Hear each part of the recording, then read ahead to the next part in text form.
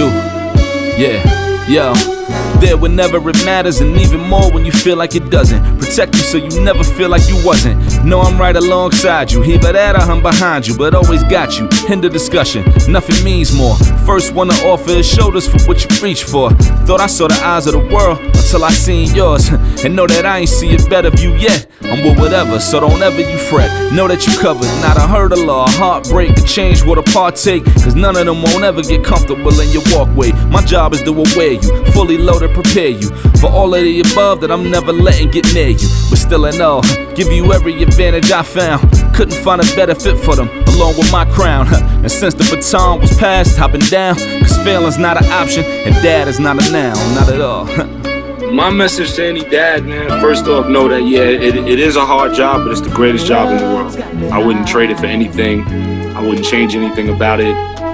Everything you're doing from here on out, if it didn't have purpose before, now it has purpose. It's the most important thing you'll ever do. Just be a dad.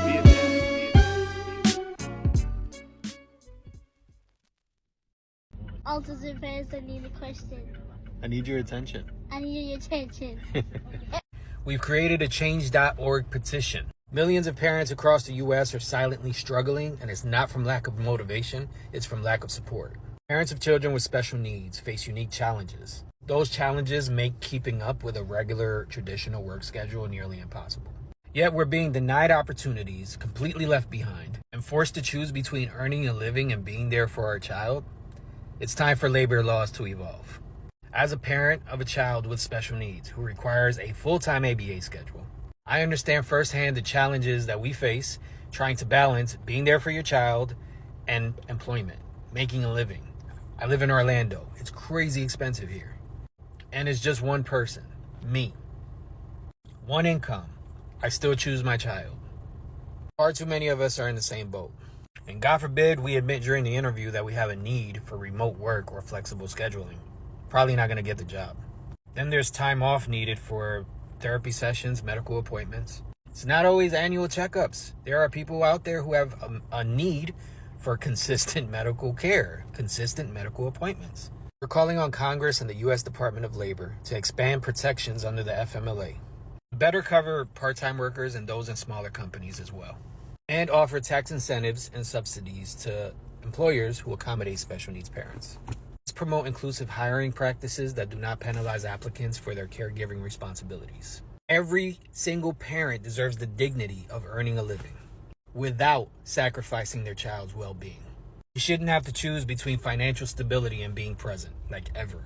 Sign this petition if you believe in equal opportunity and compassionate labor reform. Let's stand together and be the voice for millions of families who need us to speak up. The link is in my bio. Thank you. Welcome to another episode of Dad Is Not a Noun. My name is Ishmael, changing the narrative for men of color and fatherhood, as well as changing the narrative on the things I care about. And we're coming to the end of Autism Awareness Month. And I want to highlight dads, extraordinary dads, that's doing amazing things when it comes to being a single dad, raising a child with autism. And I'm truly honored to have him on with me. I have the good brother, Jason. Brother, thank you for coming on. Thank you, man. Thank you for having me. I appreciate it. And I tell all my guests, your time is your greatest commodity, and you spending your time with me means a lot. So I want to put that out there. The question I ask all my guests, because I'm an advocate of mental health, especially you being a single dad and raising an autistic child. How's your heart at this moment? I have my days, man. I have my ups and I have my downs. The beautiful thing is that I have somebody to fight for. I think you just never know where you're going to be mentally when you just don't have somebody to fight for. Somebody that I don't really have too much family in the picture. So things can go left real quick when you don't have too much support. You don't have much of a village. So it's just great. She's like my little angel, She definitely came at the right time as well. So that's awesome. Thank you for sharing that, because I think that's important. Because I think when it comes to mental health, I think that's important. We got to have those conversations, and I can imagine you being a single dad and no one bringing that up to you. So I think you sharing, you being on social media, showing the highs and lows of raising a child with autism is important because a lot of people can connect with you. And so my next question is, why did you feel compelled to share, being a single dad raising an autistic child? Um, the struggles that I was facing, I felt like I didn't really feel like I had. A lot of people say there's somebody out there that can relate. I didn't believe it. I didn't believe it. I'm just like, I'm a single dad. The struggles that I'm going to, they feel so unique, and they're struggles that you're almost embarrassed to talk about. When you talk about having a hard time finding work because of the schedule, the therapy schedules. It's like when you're actually in the setting of at your job and things like that, they really look at you as if you're the problem, as if, oh, he needs another favor. And I'm like, this can't be right. This just can't be right. So, I was like, what else do I have to lose? Let me just start sharing my story and just to see what happens. Just to what's the worst that could happen? I could start building a community, start meeting people, and here I am just thinking maybe I could find some people who I can relate to. They can relate to me, things like that. And I wasn't expecting the response I got from a couple of posts that I got. Just a simple post that I wanted to make, that I wanted to use one post as a resource for other people like me to look in the comments and say, "Oh, I'm from that town. Oh, really? You're hiring? Oh, that's amazing. I had no idea." If I could help one family, that would have been great. But I did not realize that that post was going to get 50,000 views. I did not realize that that post was going to be till this day, people are commenting and linking up and trying to help each other and be a resource. So it did exactly what I wanted it to do.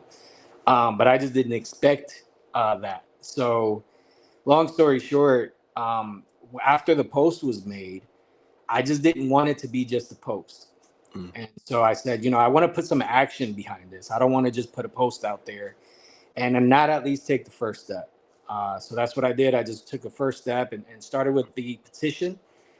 Even if it just means collecting signatures, the goal is to get to 1,000.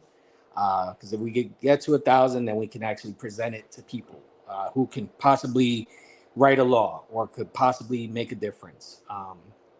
And that, these are things that I just didn't expect. I just started with a post to just find somebody who can relate and things like that. But we just never know. You open one door and five more open. So I feel blessed to be in that position to be able to be a resource to people, especially this month. I agree with that 100% with you. But also just take us into your journey of like your everyday journey of raising a child with autism, because I think that's important. I think what's beautiful, what you're doing, is you're showing the beautiful struggle, and that's the reason why I'm using that term, beautiful struggle, is because it is struggle, but it's beautiful because you're raising this beautiful daughter.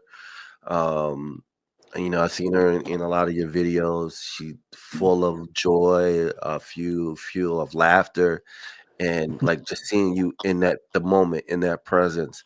So if you can kind of give us something behind the scenes of like your everyday life of raising this beautiful autistic daughter of yours. Yeah, yeah. So basically, my day starts off. It'll just start off like every other day. Most of the time, she'll wake me up. Most of the time. Now, if she knows that there's no school, she'll wake up with no problem. But if she knows that it's a school day, what she says, I say school, it's a therapy day. She'll just, she'll be like, okay, I have a chore to do. I know I have responsibilities. He's gonna wake me up. He's gonna do the work. So basically, we wake up, we get ready. We pretty much get ready, and I get her to the therapy center 30 minutes before we open, so that way she can do her first period homeschool class in the car. So it's a process. So forget about the whole process of just getting ready, getting her hair done, going through all of the sensory issues that we go through every single day. Those are a given, and those are things that we just go through every day and try to get better at it with independence and things like that. Um, but just the whole process alone, it is a little wild, man.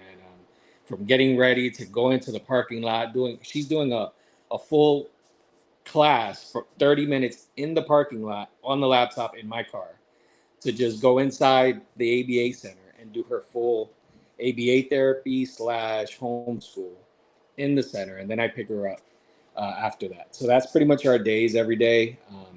ABA has worked wonders for her because when she was in elementary school, I had a lot of bad days. I mean, I would get calls. I wasn't able to really keep a job too much, man, because it was just constantly something going on. And what bothered me the most is that a lot of these places and programs that I had her in were supposed to be designed for her. We're supposed to be designed for kids on the spectrum.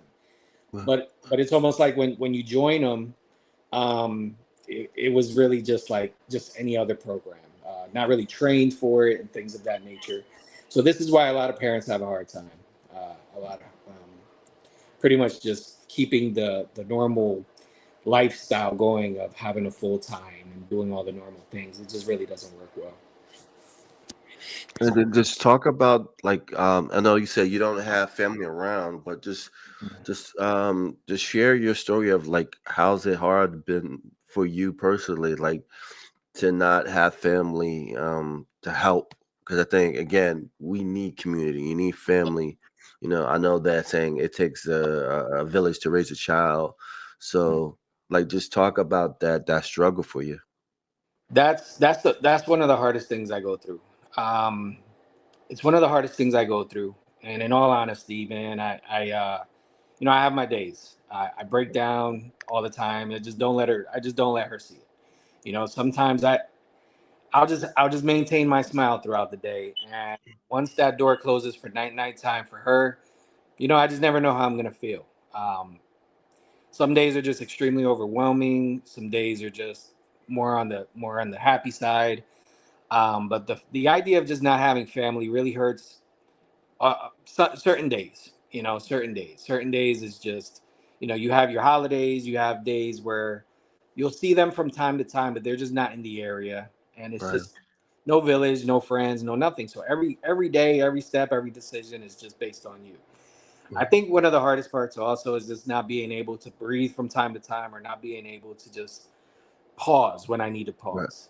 Sometimes you just want to break. Sometimes you just want to say, hey, you want to watch my daughter for a couple hours. Even if I did get that, I probably wouldn't know what to do with it. Right. But just the option alone of your mind just being constantly on autopilot. Just another day is going to be the same. You have to do the same routine every single day without a pause or without being able to pause. So um, that's probably the hardest part. The idea of not really having too much family is not so much a new idea for me because it was like that, before she came around as well. But it's just something that I can't really say I've mastered processing it Right. because we just go through our things and we just pretty much make it to the next day and not really focus on it too much. But yeah. Right. And if you don't want to answer it, that's fine. But what is the involvement with your with the mother's child? Is there any involvement with her? Like I said, you don't have to talk about it because there's certain things if you don't want to lay it out, you don't have to lay it out. But Yeah, yeah. yeah, if you want to, Yeah, so no, she hasn't been around since before her first birthday. well, So I'm not sure what exactly, like I can't really say exactly why she has chosen the path that she's chosen because after what happened with my daughter, I found out that she actually did that with her son as well. So wow, I was actually lied to throughout an entire process of a relationship. And and I can't really answer why she is that way, because even after my daughter, she pretty much disappeared on my daughter. She hasn't seen her since before her first birthday. wow, She's gotten with another man and she's had 4 kids with him, wow, and she's raising them. But she has a child abandoned in Boston, and she has my daughter abandoned here in Orlando. wow, So I don't really understand her mentality and things like that. But basically, at the time, it was infidelity, And after the infidelity was discovered, it was a whole switch, like a mask came off. And Right. I was not seeing that same person anymore. That person just behaved completely differently, acted completely differently, as if I didn't know this person for 4 years. Right. So it's weird how life happens. I'm not sure why, she chose that path, but she did. And that's pretty much, I have no problem speaking about it at all. So, Right, no, no, and I appreciate you being transparent, and I want to tell people who's listening, this is not to bash the mother. It's just to understand, it's about community, and it's about having, both the mother and the father, especially raising an autistic child. mhm. That child need as much loving as possible, and if they're just getting loving from the father, and whether it's the father, mother, whoever is missing that equation, they're missing out something beautiful. And so that's why I wanted to that pose that question for you. And again, I thank you for answering that question for me. Yeah. But yeah, also just talk about like your interaction with your daughter, like those moments, like because I know there's different spectrum when it comes to child with autism. hmm So like just talk about your interaction with your daughter. So yeah, she's very intelligent. She's very animated. She likes to have fun. She likes to play Minecraft and build on Minecraft. She loves art. She loves music. So that's pretty much how we spend our time together. I would say primarily is just either building on Minecraft, Legos and Minecraft. Those are going hand in hand. Um, it's funny because being a single dad, I like to play my video games and things like that. I like to watch my wrestling and certain things. So she's picked up on a couple of those things. So she's definitely like my best friend, man, in that aspect. Like we just have that best friend relationship. Um, a lot of just she picks up on everything I do. So I'm just very careful of even the things I'm listening to. Like, well, she'll walk into a room and I'm watching a YouTube channel or I'm watching a movie on Netflix. I'll go ahead and change it right away because I know this has some profanity. And she's Right. like a sponge and she's just gonna repeat things, repeat things. She'll go to school repeating something from a movie and they're like, Jason, what were you watching? Like, okay, yeah, sorry. WWE, my fault. So yeah, it's just little things like that. But we just have a best friend, I would say dynamic to where she's like, Dad, yeah, nothing. Okay, she walks away. Like just little things like that. So she's like a little prankster. She gets that from me too. We just prank each other all the time. And I would say now at her age, at being 8, and with she's going on 2 years of ABA therapy, which has worked wonders. Has changed a lot of our dynamic to just where she's more functional now. She's more Mm. functional now. It's just now we're just looking at the developmental delay of her schoolwork and things that she sees things completely differently. But we've gotten over a lot of the major hurdles that we had because I was changing diapers. She was 5.5 when it ended. So that Right. and that was killing my back. That Wow. was killing me my back because not only was I changing the diapers, she would like I had to pick her up too. Like she was just like, no, I'm not moving. So I'm like, okay, pick up. Like, and it was just like, and it felt like never ending. I didn't think Mm. that was gonna end, but just like that, with consistency, it just one day it just got better.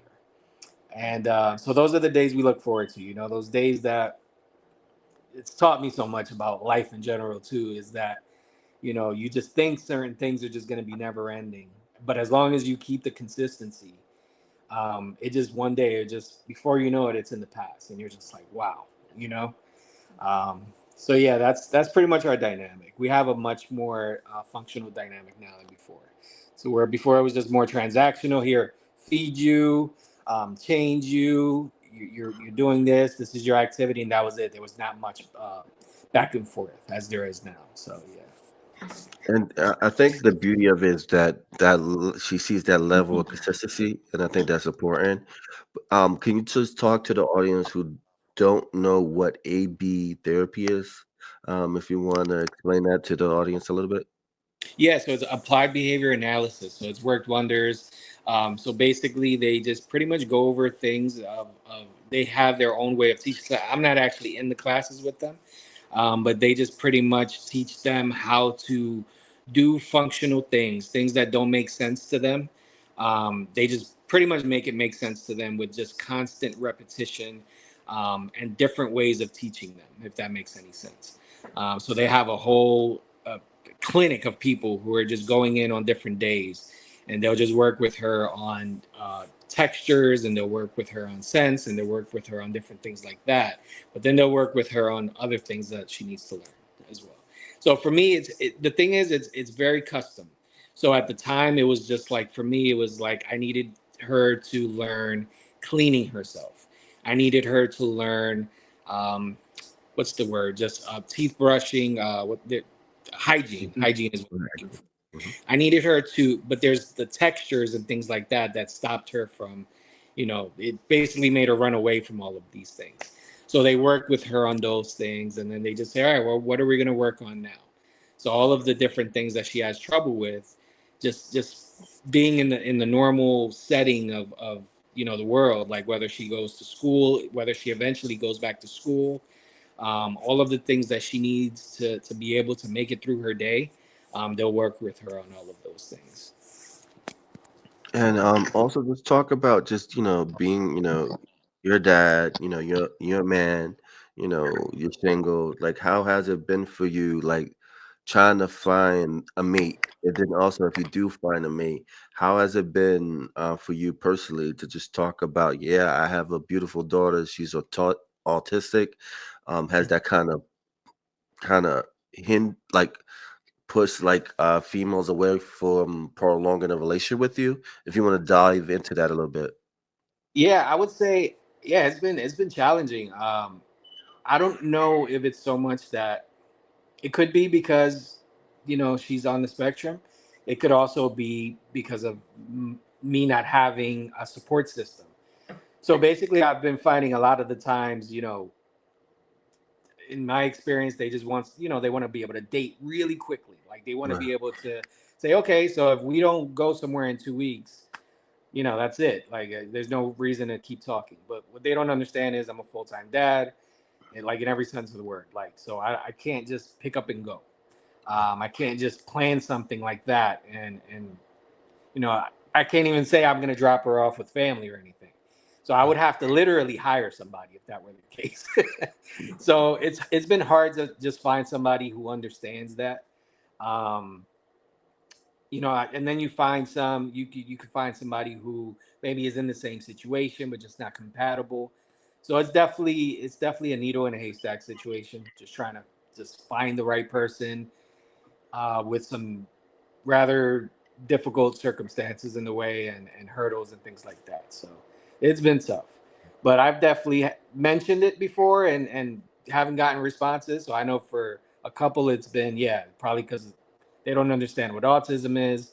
I remember my daughter got diagnosed and I was terrified because I was like, I know I've heard of it, but I don't know what it is and I don't know what I'm facing. So yeah, it's been tough. It's been tough. But just also just talk about that level of uh patience, because I had a last guest on who's a Mhm. dad raising an autistic child too, and he shared his perspective on being patient. So I'm gonna phrase this question to you: how have you learned a level of patience raising an autistic child? Um, Man, that's a great question. I think time would taught me patience, um, understanding, just learning exactly what is happening, um, just getting a better idea of what's happening in your child's mind and how they think. So I would say the education I would get from the doctors and things like that was a big help because it would say, for example, potty training. If you're just frustrated because your child is having a hard time potty training, but not understanding that a lot of kids on the spectrum, they don't have the urge. Like, we have the urge to go to the bathroom. Right. Some of their sensory issues will prevent them from even having that urge. So the biggest thing is a schedule with them. The biggest thing is a visual schedule, photo schedules, things like that. because they won't get that urge to go, so they'll just keep going, and you're just like, what am I doing wrong?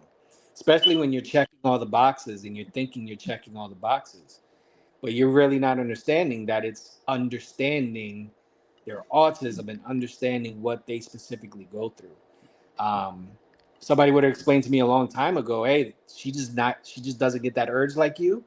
It would have probably cut down a year or two of of that. So the biggest thing is just trying to not beat yourself up, because especially with a lack of support system, you just tend to just look in the mirror all the time and say, yeah, it's got to be you, buddy. It's got to be Right. you. It's got to be you.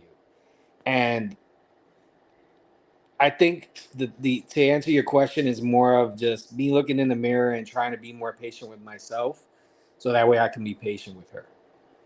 That would be Yeah. the answer. Yeah. No, thank you for sharing that. Um, this is one of my last questions I want to ask you is you posted the video of being in an apartment and sacrificing your bedroom so she can have her own room, and you're sleeping on the couch. Like, Mhm. just talk about that. Talk about that story. Yeah, definitely. So basically, given the situation with the job, sometimes you'll be at an employer who will work with you, and sometimes they'll come and they'll get a new management that won't work with you. So, given I'm living in Orlando, it's very expensive. I had to downgrade my apartment. For me, it's just like I'm not going to share a room. I still need her to, I don't want her to feel any of the pain. I don't want her to feel the difference. So, for her, it's like she went from one room to another room. The only thing she notices is that now I don't have a room. Now I'm in the living room. And it's just something that I guess I would do over and over if I have to. I've done it before. I have to do it again. Um, it's not good. It's not a good feeling. It's very uncomfortable. But it's something that I would just have to do for the time being, well, until I get things situated. Um, that's pretty much the story behind that. It's just a job situation, an expensive market that I live in, and not being able to really provide for us the way I want to. So I just, she has her room and she has her space, and I'll feel the pain. The way I look at it, sometimes I go to the drive-through and I don't want the full meal. I'm just like, let me get the burger and let me just get the drink. That's kind of how I'm thinking about it, and Right. rethinking the way I think about my apartment right now. It's just like, hey, I don't need the living room. I just use the living room as a bedroom. I just need two bedrooms right now. Let me just get that, and that over there will be my storage, and I'm good to go. I just get what I need and move it forward. So it's tough, but that's where I'm at right now. No, no, I think it's important for people to understand is that we live in this world where everybody want lavish things, and don't get me wrong, everybody want that, but Yeah, I think the most important thing is like if you got a roof over your head, bills are paid, food is yeah, in the refrigerator, you're yeah, winning. yeah, And again, it goes back to my phrase, the beautiful struggle. yeah. You know what I mean? Very Sometimes we don't see beauty in it, and it me personally, I see beauty in it because it keeps you humble. So Yeah, when you get to your destination, you appreciate what you have and you don't take it for granted. And so from this conversation with you, it's like you don't take anything for granted. You appreciate those moments with your daughter. And I think that's a beautiful thing. And I think more dads need to hear your story and other dads that raise a child with disability. I tell people that when it comes to autism, I don't look at it as a disability. I look at it as a superpower because some of the brightest minds today are autistic. yes. You Hmm. may know these stories and you may not. So my last question, you have this thing going on right now when it comes to getting like companies to understand and to resonate with parents that have autistic children, because I think one of the things is like in the labor force, it's that lack of empathy to understand that, hey, you know, I have a child that's autistic. It's very demanding. So talk about that. I know you talked about it a little bit, but talk about it more in depth. It's just it's wild how uncommon. I mean, how common it is, and it's funny because it's almost like we woke up a monster, a sleeping giant, by just having the conversation. Just me having that post, reading so many stories, and everybody's so many people are saying this isn't spoken about enough. This isn't spoken about enough. It's amazing how quiet we are because we believe that we're the only ones going through this. But the second somebody asks an uncomfortable question, I just felt like I had nothing to lose anymore. And I'm like, why not just talk to the internet about this? Just to see. If somebody sees my posts and that I know from my hometown and they're like, oh, look at this guy. He's not doing well. It is what it is. But the cause was bigger at this point. It's like so many people are going through this. And I'm like, I just know that if there's another one of me out there right now, this isn't fair. It's just not fair. Like, we should be able to support our kids and also do the right thing for our kids if they have autism. We shouldn't say, let me take my child back to a school that's not good for their mental health. They're coming home like a zombie because they're so overstimulated. They're running out of the school. They're having so many, and that's just my story. That's not even all the other stories in the comments. Why do the children have to go through that?